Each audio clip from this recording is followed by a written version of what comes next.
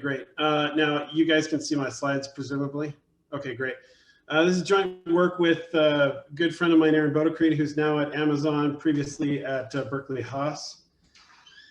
Okay, so affirmative action, I mean, you guys know what it is, but it describes any policy that awards preferential treatment based on demographic grounds.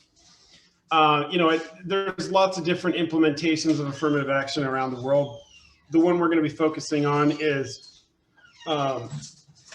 affirmative action for underrepresented minorities in college enrollment in the United States. Okay, now just a really quick question. When I use my mouse pointer as a cursor, you guys can see my mouse pointer too. Okay, good.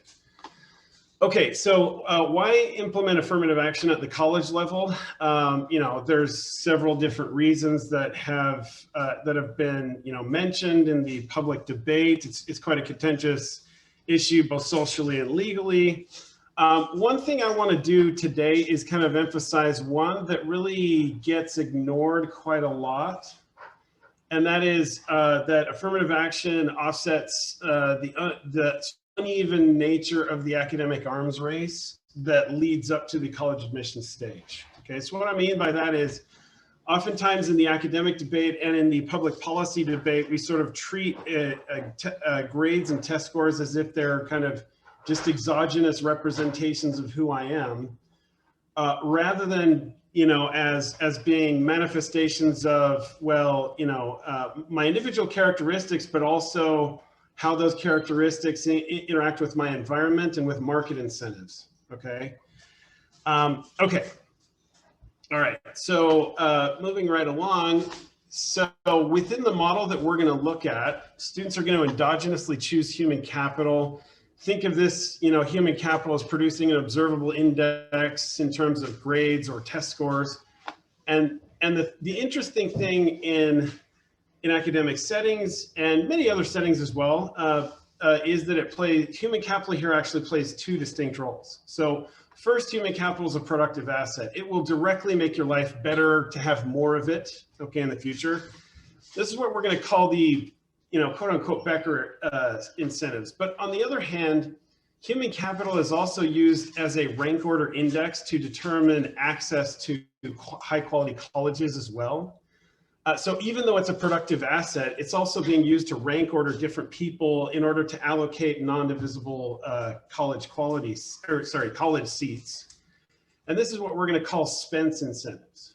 Okay. Now, for a long time in the education, world, there was this big debate on Becker versus Spence. I don't think, I think everybody here is aware that essentially Becker won that debate, which is sort of appropriate because we do believe that education really produces something meaningful that changes your life for the better. But unfortunately, what happened in that debate was that Spence got sort of thrown totally out the window.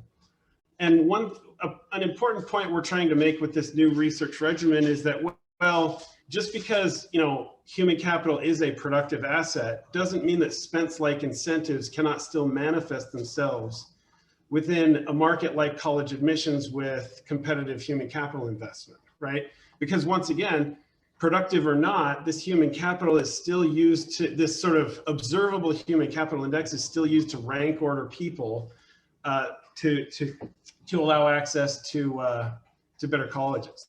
Okay, so what we're going to do is I'm going to lay out I'm going to quickly lay out a Bayes-Nash equilibrium model of competitive investment, which we're going to use to in conjunction with U.S. college data to infer unobserved characteristics a la Gerperin and Vong, which is a classic empirical auctions technique.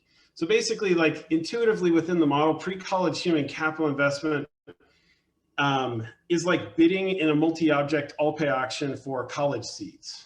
Okay, now so how much human capital you produce on the front end is going to determine your match partner, the college that you get admitted to, and then that match is going to determine your outcomes later on.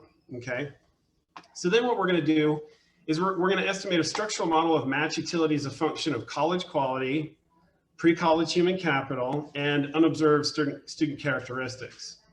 And the fact that we're able to explicitly control for unobserved student characteristics that's the kind of that's the nice, that's the nice thing about adding in these empirical auctions techniques into this world. They allow us to, reverse engineer a person's private information, give it under the assumption that their investment choices are best responses to their competitors.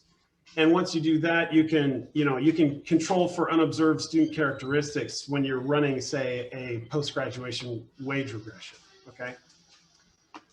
Okay, let me just give you a really quick results preview because there's not a whole lot of time, and I hope I'll get to all this, but maybe not.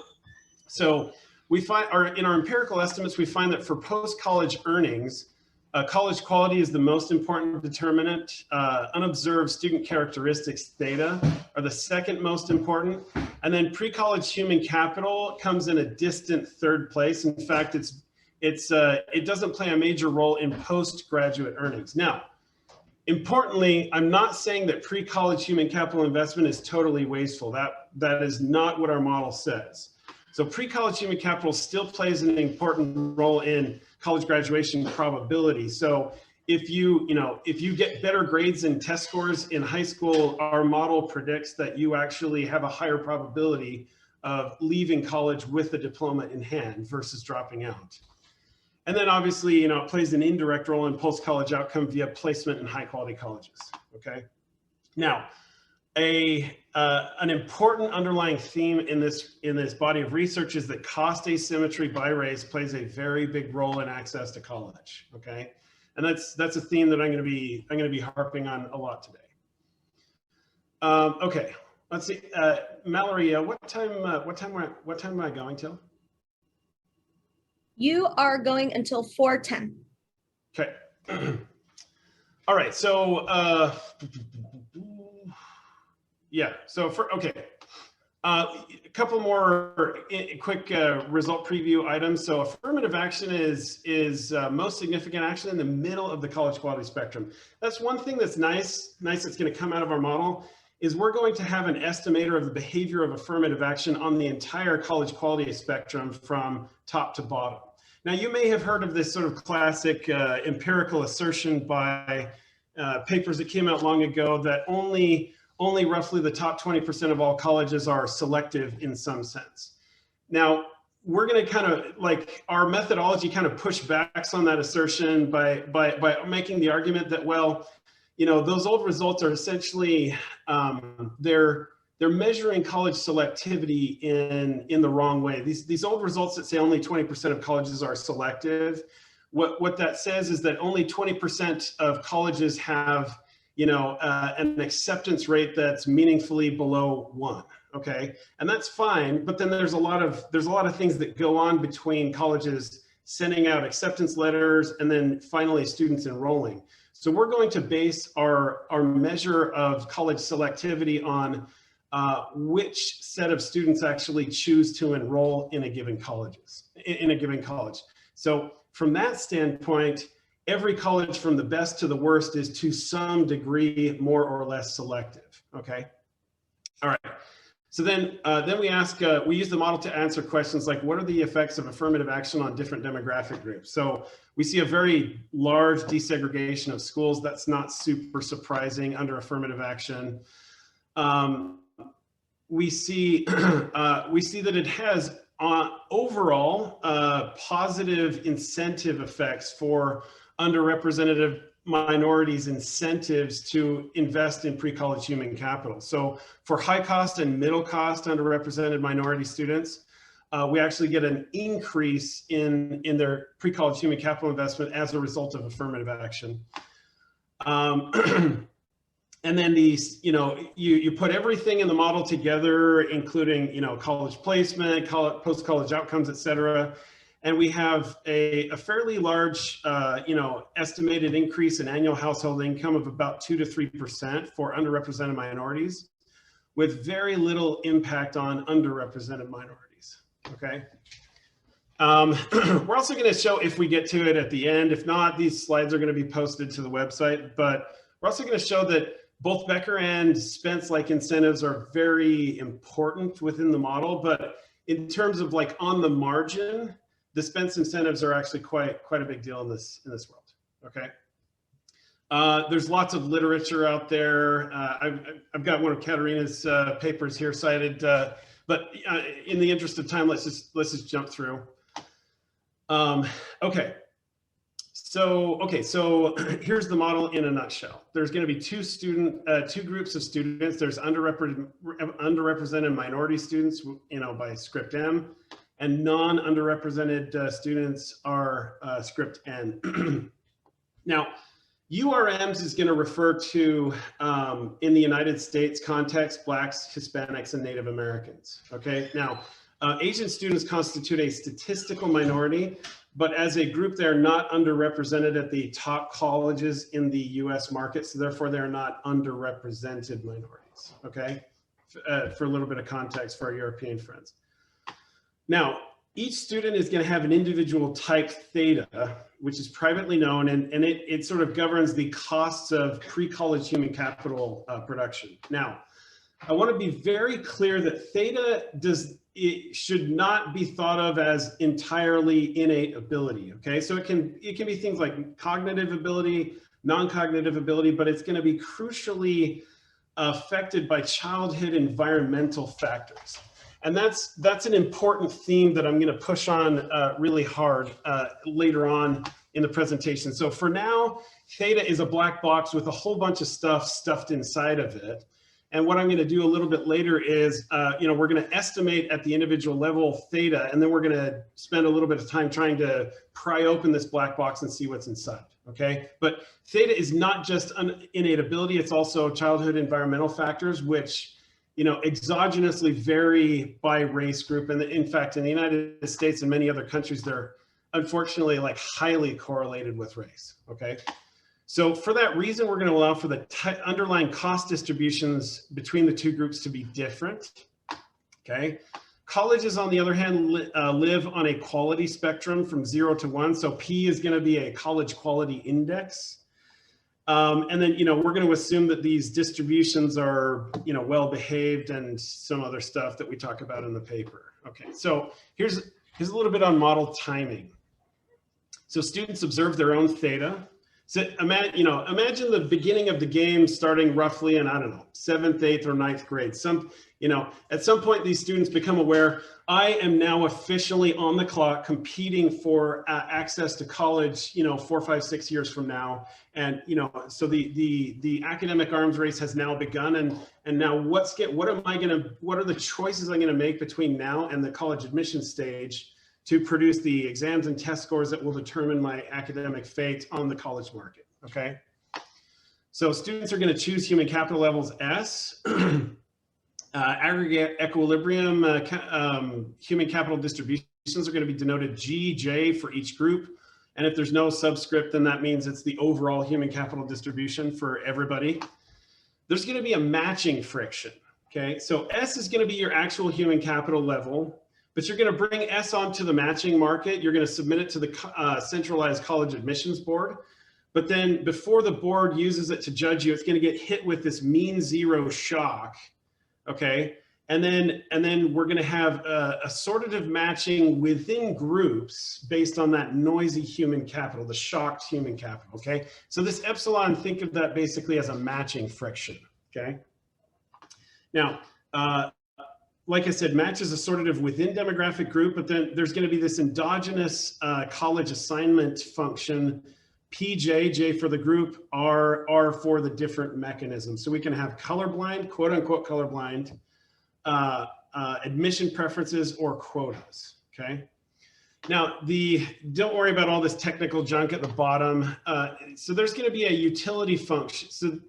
So capital U of PS and theta, that is going to be my matched utility. Okay.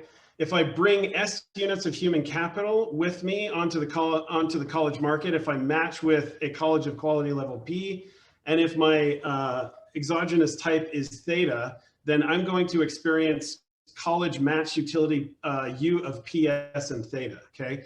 Then C of S, given theta, is going to determine the total utility cost of producing S units of human capital during high school, given that my type was theta. Okay, and we require all sorts of well-behaved, standard conditions so that this defines like a well-behaved decision problem, okay? Now, the thing to keep in mind is that theta is going to imply high costs and lower match utility. So theta is a bad. Students with lower theta are kind of more higher academic performers in equilibrium, okay? All right, now let's really quickly talk about these these college assignment mechanisms. So the quote unquote colorblind mechanism, now I use that term colorblind only because it's the popular terminology, but actually, you know, with the results I hope to get to before time runs out, I'm going to argue that this is actually sort of an inappropriate, this is a misnomer in some important ways, but we'll get to that later. Anyway, in the quote unquote colorblind world, we take, you know, we say, well, what is the percentile rank of your perturbed human capital? And we're just going to match you with the college at that same percentile rank, right? So if you achieve at the 75th percentile level within the overall group, we're going to match you with the 75th percentile college, okay? If we go from there to a representative quota, we're doing exactly the same thing, but we're gonna do this rank ordering within groups first, all right? So if I'm a Black or Hispanic student and I achieve at the 75th percentile within the Black and Hispanic distribution, then we're going to match me to the 75th percentile college overall. Okay. Now, because of the fact that, you know, under this cost asymmetry problem, the 75th percentile Black or Hispanic student is going to be achieving at a lower level due to higher costs than the 75th percentile student overall. This is going to be on net. It's going to be like a boost for these underrepresented minority students. Okay. Now, so if you kind of get how these work, and you take the first order conditions of a student's objective function here, you get these two interesting terms. This is where Becker lives. This is the productive channel of human capital incentives. This says, you know, how is my match utility directly, you know, increased on the margin by bringing one more unit of productive human capital with me to college? And then this one is where Spence lives. So this one says, how does my college placement increase in this rank order contest on the margin if I bring with me one extra unit of human capital onto the college admissions market? Okay. Now, if you shut off Spence, you're going to get this sort of Becker first best investment level. Now, including the Spence incentives. So once again, even though human capital is always productive, you're going to get, like, because of the Spence incentive, you're going to get sort of overproduction of human capital relative to that first best world, okay? And the first best world, think of that as like, well, you know, the planner has a crystal ball. He can look into your head, see your type theta, and then he can, you know, admit you to Stanford as a Stanford baby in the delivery room before you ever invest in your human capital, right? Okay. Okay, so now there's an admission preference system that allows for, you know, kind of a continuum of policies between these two kind of polar extremes. I'm not going to get into that much in terms of in the interest of time. But, you know, long story short, you know, we're going to be able to directly estimate the nonlinear markup function that would exist in the American admission preference scheme, and we can compare it to these two polar opposite extremes. Okay. Okay. Data and empirical strategy. So we have a whole bunch of student data from the baccalaureate and beyond survey. We get data on the cohort of college graduates in the academic 92-93 year. So essentially think of these as roughly the set of parents for today's college graduates, okay? That's who we're studying here. We're gonna see their annual household income 10 years after graduation. We're gonna see data on their pre-college achievement on exam scores and GPAs, which we're gonna combine within the model into a single index of human capital, okay?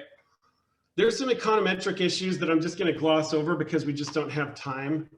But okay, so then we have a bunch of data on colleges from US News and World Report, and also the Integrated Post-Secondary Education Data System. Now, we talk about here where that Blacks, Hispanics, and Native Americans are defined as underrepresented minorities because if you take the top, okay, sorry, let me back up. One thing I forgot to mention is US News and World Report takes 14 different college indicators and computes a single index of quality. We're going to use that to produce an ordering on the college market space, okay? Now, relative to that ordering, these three groups are underrepresented in the top tier of colleges and overrepresented in the bottom. And the opposite is true for whites and Asians, okay? All right, just a couple of quick pictures to help prime the pump on, you know, the obscenely vast chasm between the best colleges in the United States and the worst ones, okay? So what we're looking at here is the CDF, the weighted CDF of college level per student spending, okay? If we go from the 20th percentile college to the 80th percentile college, we're seeing more than a doubling of per student spending, all right? If we go to, now this one is the big shocker for most academics. Why? Now, most academics that spend their time thinking about these issues are at Research One schools. You can think of that as roughly the top quarter, top third of this market, okay? Now for the employers that we're typically used to working for, graduation rates are gonna be above 70%, okay? Once again, if we compare the 20th percentile to the 80th percentile in the college market, we're talking a difference of sub 40% graduation rates versus 2/3 graduation rates, okay? So there is a vast, vast difference in college outcomes across the quality spectrum. Now, you know, what is this due to? Is this due to, you know, differences in the quality of the student body that each school admits? Or is this due to the quality of the inputs that exist at each school? So the model is basically going to try and tease those two things apart, okay? Don't have a whole lot of time for this. Let me just introduce you to a couple of, you know, specific model components, and then we'll show you the results. So we're going to have this graduation probability function. Okay, so your graduation probability rho depends on college quality that you get matched to and your level of pre-college human capital. This is going to be basically an estimated polynomial in P and S. Then we're gonna directly estimate the matching shock variance, and that combined with this information is going to allow us to characterize the actual empirical affirmative action function that governed the U.S. college market.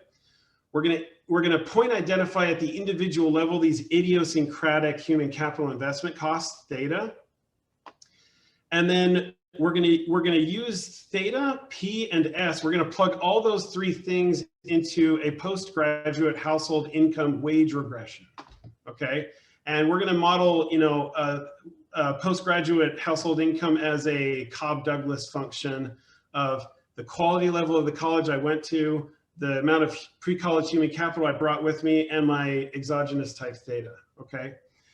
Now, so just some very quick intuition on our identification strategy. As I mentioned, we're going to infer individual level theta, and then we're going to plug theta, P, and S into a wage regression to separately identify the impact of these three factors on outcomes, okay, post-college outcomes.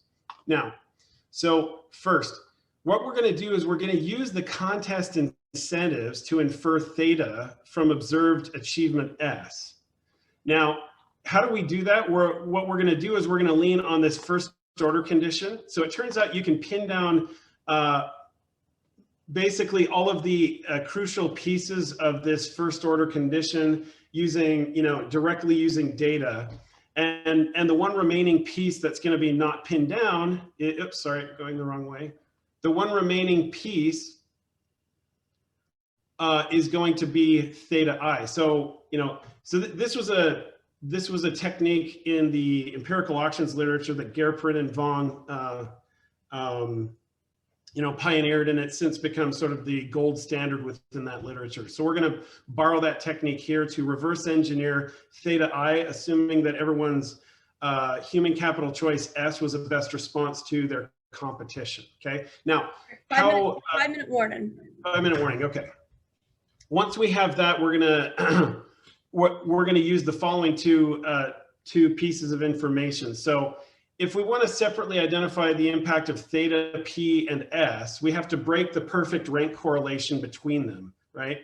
So the matching shock is going to break the perfect rank correlation between my actual human capital and the college that I go to, right? Because we're not assigned to colleges based on actual human capital. It's going to be assignments based on noisy human capital. 2, affirmative action is then going to actually break the perfect rank correlation between theta and S. So even though people are going to use these monotone investment profiles in the Bayes-Nash equilibrium, you take a minority student and a non-minority student of the same type theta, and you can realize, well, hey, because they were minorities and because there was affirmative action in the college assignment mechanism, those two individuals with the same theta face different incentives to invest, okay? And so that affirmative action is basically essentially it's gonna give us an instrument that's going to break the perfect rank correlation between P and S. With those two pieces in mind, we have that P, S, and theta has full rank for the wage regression, and then we can move on, okay, to estimation. So there's a whole bunch of stuff here. Hopefully you can glean all the technical details from what I just said as I move along. It's in the paper, don't have time to cover that stuff. So let me just spend the rest of the time on results, okay?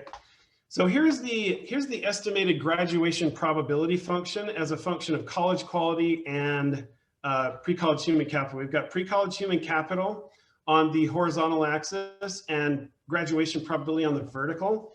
Now, the different lines represent matching a given level of S with different college quality levels.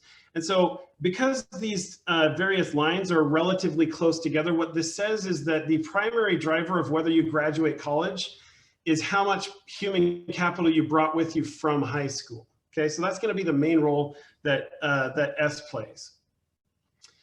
Here is the estimated affirmative action scheme. So the way to think about this is in a quote-unquote colorblind world, this blue line would lay right on top of the 45-degree line. When it's above, that means that minority students are getting some kind of an effective boost in admissions decisions. Now, interestingly, all the way up at the top where the Ivy League schools live and where all of the main the main sources of lawsuits against affirmative action in college admissions, the level of affirmative action is actually relatively small, and it's actually in the middle of the quality spectrum where it plays the largest role.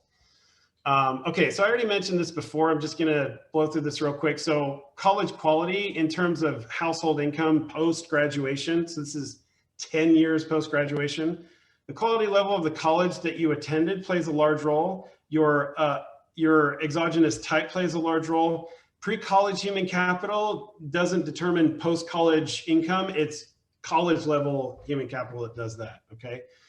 So here are the type distributions that we back out. Okay, the red line is for minority students and the blue line is for non-minority students, okay? Now, you'll see that there's a first order stochastic dominance relationship, meaning that from the beginning of this academic arms race, minority students were systematically at a disadvantage because they had higher costs overall. Now this is coming all from data. This was not assumed that this relationship would exist. This is the data stipulating that this is the relationship they favor. Okay. Now, interestingly, if we take these estimated theta hat values and if we regress them on a bunch of socioeconomic indicators, like parents' income, a 9-point risk index, parents' education level, family background, cash savings.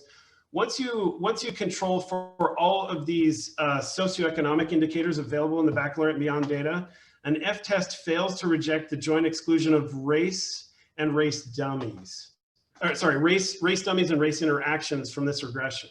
So in other words, this mean difference that you see in investment costs across minorities and non-minorities within this data set and within this estimation strategy, the data seem to indicate that if you control for socioeconomic differences, the average difference in human capital production costs across races disappears.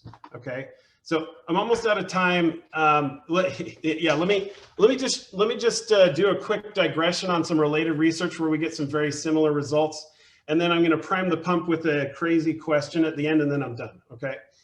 So I want to point to there's this other newer research project that kind of builds on top of these insights, where we wanted to kind of dig down a bit more and see what's inside this black box theta. Okay, so this was a research project with these co-authors here. It's a structurally motivated field experiment to point identify at the individual level a two-dimensional theta, where the dimensions are like learning productivity and learning motivation. We're going to use we're going to use a field experimental design with exogenous incentive variation. Long story short, I'm almost out of time, so let me just mention a couple things that come out of the estimates there.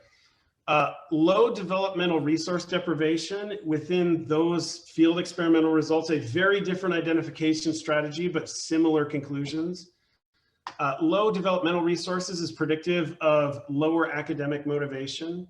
And in that study, we estimate that roughly 45% to 85% of the racial achievement gap is causally attributable to differential school quality experienced by Black and Hispanic students, after controlling for a litany of other factors like socioeconomic status, family background, consumption, leisure, recreation, time use opportunities, and individual characteristics. So this is controlling for an awful lot of information about each student. And even after controlling for that, we see that a massive chunk of the racial achievement gap is causally due to differential school quality. Okay, so, and I've got some statistics on the schools that these students attend, but let me just finish this digression with this scenario here. So the common thread in that paper and our paper is the following. So the academic arms race for college admissions is akin to, imagine NASCAR or the Indy 500 in a strange alternate universe where, for some reason, some drivers get a Dodge Challenger Hellcat with 797 horsepower. Some drivers get a Dodge Dart with 160 horsepower. For non-underrepresented minority drivers, we run a Rawlsian lottery with a high weight on the Hellcat. And then for underrepresented minority drivers, we run a Rawlsian lottery with high weight on the Dart. Okay, imagine you were stuck inside this very strange world, and for whatever reason, fixing this problem in the near future is infeasible. What kind of judging criterion would be consistent with notions of fairness at the end of the race? Okay, if we really kind of frame the problem of fairness in this light, which I think is more appropriate, it sort of seems to become clear that the quote unquote colorblind mechanism, which ignores the ex-ante asymmetry of resource allocation, may indeed not be so consistent with notions of fairness as previously thought. And with that, I'll just kind of jump to the very last slide where we talk about the results I previewed before, and I'll stop right there. Thanks.